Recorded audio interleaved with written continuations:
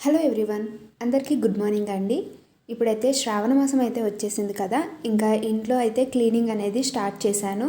ఈరోజు మొత్తం అయితే లివింగ్ రూమ్ ఇంకా బెడ్రూమ్స్ ఇవన్నీ అయితే క్లీన్ చేస్తున్నాను. ముందుగా అయితే ఫ్యాన్లు అయితే మొత్తం క్లీన్ చేసేస్తున్నాను. నేను మంత్లీ ఒకసారి క్లీన్ చేస్తాను కాబట్టి ఫ్యాన్లకు కూడా ఏమంతగా డస్ట్ అంతగా ఏమీ లేదు. బట్ ఒక తడి క్లాత్తో అయితే ఇలా తుడిచేస్తున్నాను అంతే. ఇక్కడ సీలింగ్ లైట్లు వేశాను అని అనుకుంటారు. అంటే ఇక్కడ మాకు వర్షం ఎక్కువగా పడుతుంది, దానివల్ల మొత్తం చీకటిగా ఉంది. ఇంకా ఎంత లైటింగ్ పెట్టినా కూడా ఫోన్లో క్లారిటీగా నీట్గా కనిపించట్లేదు. అందుకనే లైట్స్ ఇవన్నీ ఆన్ చేసి వీడియో అయితే షూట్ చేస్తున్నాను. మన సబ్స్క్రైబర్స్లో ఎవరు ఎంతమంది అంటే వరలక్ష్మి వ్రతం చేస్తారో కామెంట్ చేసి చెప్పండి. నేను ఎవ్రీ ఇయర్ అయితే చేస్తాను. ఇంకా మనం ఏమైనా ఫెస్టివల్స్ ఏమైనా ఇంట్లో సెలబ్రేట్ చేసుకుంటామంటే ముందుగానే మొత్తం హౌస్ క్లీనింగ్ అయితే డీప్ క్లీన్ చేయాలి కదా. ఇంకా అమావాస్య వెళ్ళిపోయిన తర్వాత అయితే నేను ఇంకా క్లీనింగ్ అనేది స్టార్ట్ చేశాను. ఫ్యాన్లు ఇవన్నీ క్లీన్ చేసిన తర్వాత అయితే లివింగ్ రూమ్లో ఉన్న హోమ్ డెకర్ ఐటమ్స్, ఈ గడియారాలు ఇంకా ఈ బొమ్మలు ఇవన్నీ ఉన్నాయి కదా, అవి అయితే క్లీన్ చేస్తున్నాను. వరలక్ష్మి వ్రతం కోసం అయితే అమ్మ వాళ్ళు కూడా వస్తున్నారు. నేను వీడియో కూడా మీ అందరితో షేర్ చేస్తాను. లాస్ట్ టైం కూడా వరలక్ష్మి వ్రతం వీడియో అయితే అమ్మవారి పూజ షేర్ చేశాను. ఈసారి కూడా షేర్ చేయడానికి అయితే ట్రై చేస్తాను కంపల్సరీగా. ఇంకా కొంచెం మనం పూజ ఏదైనా ఇంట్లో చేస్తున్నామంటే ఇల్లు అనేది ఎప్పుడు నీట్గా శుభ్రంగా ఉంచుకోవాలి కాబట్టి నేను 1 మంత్ అయిపోయింది అసలు క్లీన్ చేయలేదు. ఎందుకంటే ఇంకా పండుగలు వస్తున్నాయి కదా, అమావాస్య తర్వాత ఆషాఢం తర్వాత క్లీన్ చేద్దాంలే అని వదిలేశాను. ఇప్పుడైతే రోజుకొక రూమ్ అంటూ క్లీన్ చేస్తున్నాను. అన్నీ ఒకే రోజు కాకుండా రోజుకొక రూమ్ అయితే క్లీన్ చేసుకుంటే మనకి స్ట్రెస్ ఫీలింగ్ ఉండదు. నాకు ఊహ తెలిసినప్పటి నుంచి మా అమ్మ వరలక్ష్మి వ్రతం చేసేది చాలా అంటే చాలా గ్రాండ్గానే చేసేవారు అమ్మ వాళ్ళు. ఇంకా నా మ్యారేజ్ అయిపోయిన తర్వాత అయితే నేను ఇది 3 టైమ్స్ అయితే వరలక్ష్మి వ్రతం చేశాను. ఇది 4th టైం. ఎప్పుడు నేను ఏ ఇయర్ కూడా మిస్ అవ్వలేదు, కంటిన్యూస్గా చేస్తున్నాను. వీలుంటే కూడా ఇంకా లైఫ్ టైం చేస్తూనే ఉంటాను. అండ్ అలాగే మనం ఒకసారి ఒక వ్రతం అలవాటు చేసుకున్నామంటే ఇంకా అది కంటిన్యూ చేయాలి. ఫస్ట్ వరలక్ష్మి వ్రతం అయితే మా మ్యారేజ్కి ఆ రోజు అంటే మాది సాటర్డే అయింది మ్యారేజ్. ఫ్రైడే రోజు వరలక్ష్మి వ్రతం. నేను ఇంకా 3వ వారం అయితే మా అక్కతో పాటు కలిసి వరలక్ష్మి వ్రతం చేశాను మ్యారేజ్ అయిపోయిన 1 వీక్కి. ఇంకా తర్వాత సెకండ్ వరలక్ష్మి వ్రతం అయితే అమ్మ వాళ్ళ ఇంట్లో చేశాను. ఆషాఢం కని వెళ్తాం కదా కొత్త పెళ్లి కూతుర్లు, అలా అమ్మ వాళ్ళ ఇంట్లో అయితే ఆషాఢం తర్వాత అమ్మతో పాటు కలిసి వరలక్ష్మి వ్రతం చేశాను. 3rd ఇయర్ అయితే ఈ ఇంటికి వచ్చాము. ఒక 1 ఇయర్ విజయనగరంలో ఉన్నాము. ఇంకా ఈ ఇయర్ అయితే అంటే 3rd ఇయర్ మాకు ఏంటంటే సెకండ్ వారం చేయడానికి వీలు అవ్వలేదు. ఈ ఇంటికి హౌస్ షిఫ్ట్ అయ్యాం కాబట్టి ఇంకా చాలా పని ఎక్కువగా ఉందని అయితే సెకండ్ వారం చేయలేదు. 3rd వారం అయితే ఇంకా వరలక్ష్మి వ్రతం అయితే చేశాము. 3 ఇయర్స్ అయితే సక్సెస్ఫుల్గా కంప్లీట్ చేశాను. ఈ ఇయర్ అయితే 4th ఇయర్ కూడా ఇదే ఇంట్లో అయితే వరలక్ష్మి వ్రతం చేయబోతున్నాము. ఇంకా అందుకని అయితే ఏదైనా పండుగ వస్తే చాలు మనము క్లీనింగ్ అనేది స్టార్ట్ చేస్తాం. ఉగాది, దీపావళి, దసరా అంటూ. ఇంకా వరలక్ష్మి వ్రతం కూడా ఒక పండుగలాగే కాబట్టి ఇంకా ఇంట్లో అక్కడక్కడైతే మొత్తం డీప్ క్లీన్ అయితే చేస్తున్నాను. మరీ అంత కాదు, ఎందుకంటే నేను ఎప్పుడు పడితే అప్పుడు ఎక్కువగా క్లీన్ చేస్తూ ఉంటాను కాబట్టి ఇల్లు అంత డస్ట్ ఏం లేదు, అక్కడక్కడ మాత్రమే ఉంది. అవే ఇంకా షో పీసెస్ కూడా ఒక తడి క్లాత్తో నీట్గా తుడిచేసి పెట్టేస్తున్నాను. వాటికి ఎక్కువగా డస్ట్ పడుతుంది, ఎందుకంటే నేను విండోస్ ఇవన్నీ ఓపెన్ చేస్తున్నాను. మా అపార్ట్మెంట్స్ పక్కనే స్కూల్ అనేది కన్స్ట్రక్ట్ అవుతుంది కాబట్టి ఇంకా దానివల్ల డస్ట్ అనేది ఎక్కువగా ఇంట్లోకి వచ్చేస్తుంది. ఇంకా ఎక్కువగా ఎక్కడ పడితే అక్కడ డస్ట్ అనేది పట్టేస్తుంది. అందుకని ఇంకా క్లీన్ చేస్తున్నాను ఇవన్నీ. నేనైతే క్లీనింగ్ ఇక్కడ మార్నింగ్ బ్రేక్ఫాస్ట్ చేసిన తర్వాత స్టార్ట్ చేశానంటే నాకు ఆఫ్టర్నూన్ 2-3 అయిపోయింది ఇవన్నీ క్లీన్ చేసేసరికి. మరీ హడావిడిగా కాకుండా స్లోగానే క్లీన్ చేశాను. హడావిడిగా క్లీన్ చేసామనుకోండి డస్ట్ అక్కడే కొంచెం కొంచెం ఉండిపోతుంది.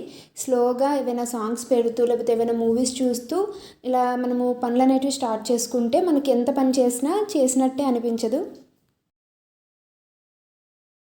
ఇంట్లో ఆల్మోస్ట్ అన్ని పనులు కంప్లీట్ అయిపోయాయి. ఇక్కడ ఈ ప్లాన్స్ అయితే పెట్టాను కదా, ఇవి ఎప్పుడు డైలీ మనం ఇవన్నీ తీసి క్లీన్ చేయాలంటే కష్టంగానే ఉంటుంది. వీక్లీ వన్స్ అయితే తీస్తాను. లాస్ట్ సండే అయితే తీయలేదు, అందుకని అయితే ఇంకా ఇది కూడా ఒకసారి అవన్నీ తీసేసి ఈ ప్లాంట్స్ కూడా ఒక క్లాత్తో అయితే నీట్గా తుడిచేసాను. ఎందుకంటే ఇవి ఆర్టిఫిషియల్ ప్లాంట్స్ కదా, డస్ట్ ఎక్కువగా పట్టేసినా మళ్ళీ మనకు నీట్గా కనిపించవు. అందుకని ఒక క్లాత్తో తుడిచేసి మళ్ళీ టేబుల్ కూడా ఇవన్నీ తుడిచేసి మళ్ళీ ఏ ప్లేస్లో ఏవి ఉన్నాయో అవన్నీ మళ్ళీ యథావిధిగా అన్నీ పెట్టేస్తున్నాను. ఊర్లీలో కూడా వాటర్ చేంజ్ చేసేసాను. నాకు అన్ని పనుల కంటే చాలా అంటే చాలా ఈజీ. అన్ని పనులు కూడా నేను చాలా ఈజీగా చేసేస్తాను. బట్ సోఫా క్లీన్ చేయాలంటే అదొక పెద్ద టాస్క్ లాగా కనిపిస్తుంది నాకు. నాకు ఏంటంటే ఇవి నార్మల్గా సోఫా మీద డస్ట్ క్లీన్ చేసేయచ్చు, బట్ అక్కడక్కడ చిన్న చిన్న మట్టిలాగా ఇసుక చిన్న చిన్న డస్ట్ అనేది ఉంటుంది. అవి క్లీన్ చేయాలంటేనే కష్టమైపోతుంది. నేను చాలా విధాలుగా చాలా ట్రై చేశాను, అసలు దేనివల్ల యూజ్ అవ్వలేదు. మొన్న రీసెంట్గా యూట్యూబ్లోనే చూశాను, హెయిర్ డ్రయర్తో ఇలా మనము సోఫా క్లీన్ చేస్తే చిన్న చిన్న డస్ట్ అనేది పోతుందంట.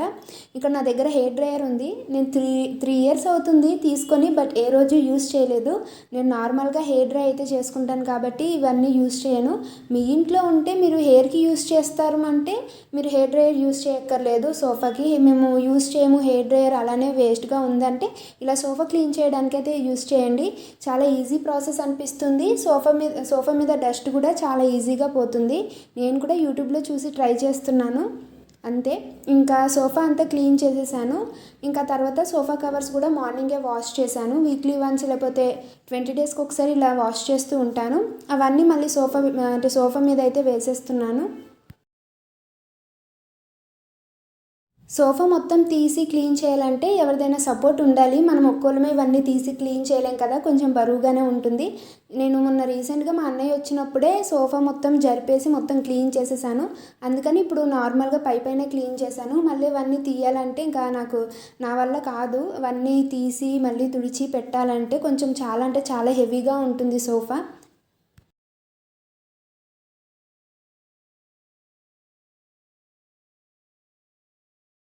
లివింగ్ రూమ్ మొత్తము డస్టింగ్ అయిపోయిన తర్వాత అయితే ఇంకా మిగతా 3 రూమ్స్ అయితే చాలా ఈజీ. ఎందుకంటే అవి మేము ఎక్కువగా యూజ్ చేయము, ఎప్పుడు డోర్స్ క్లోజ్ చేసి ఉంటాయి, అంత డస్ట్ కూడా ఉండవండి. అందుకనే ఫస్ట్ అయితే లివింగ్ రూమ్ మాత్రమే స్టార్ట్ చేశాను. ఏదైతే మనకు కష్టంగా ఉంటుందో ఫస్ట్ ఆ పనితో స్టార్ట్ చేయాలి, తర్వాత ఈజీ అయిపోతుంది. అండ్ అలాగే ఇంకా మిగతా రూములు కూడా ఇంకా లివింగ్ రూమ్ ఇవన్నీ కంప్లీట్ అయిపోయిన తర్వాత అయితే మిగతా రూములు కూడా పైన క్లీన్ చేసేస్తాను. అవి మేము అంతగా యూజ్ చేయమండి, ఎప్పుడు డోర్స్ క్లోజ్ చేసి ఉంటాయి. బట్ డీప్ క్లీన్ అన్నాక ఇల్లు మొత్తం ఒకసారి క్లీన్ చేయాలి కాబట్టి అవన్నీ ఇల్లంతా క్లీన్ అయిపోయిన తర్వాత ఇల్లంతా ఒకసారి నీట్గా తుడిచేసి మాప్ పెట్టేస్తున్నాను. మాప్ ఎందుకు పెడుతున్నానంటే ఫ్యాన్లు అండ్ అలాగే పైన డస్ట్ ఇవన్నీ క్లీన్ చేశాను కదా, నార్మల్గా తుడిచిన కింద డస్ట్ అనేది ఉంటుంది, మొత్తం కాళ్ళకు అంటుకుపోయి ఉంటుంది.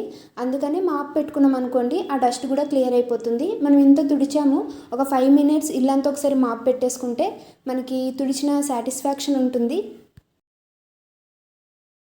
మాకు ఇక్కడ కంటిన్యూస్గా మార్నింగ్ నుంచి వర్షం పడుతూనే ఉంది. ఈరోజు వీడియో ఎలా తీయాలి ఏంటి అంటే కరెంట్ తీసేస్తూ ఉంటారు కదా, ఇంకా వీడియో ఎలా తీయాలి, లైటింగ్ లేకపోతే వీడియో క్లారిటీ ఉండదు కదా అనుకున్నాను. బట్ నేను వీడియో షూట్ చేసినంత వరకు అయితే కరెంట్ ఏమీ తీయలేదు. అందుకని ఫైనల్లీ కంప్లీట్గా అయితే నేను వీడియో షూట్ చేసేసాను. ఫైనల్లీ వ్లాగ్ అయితే ఇది. Thank you for watching. Please subscribe my channel.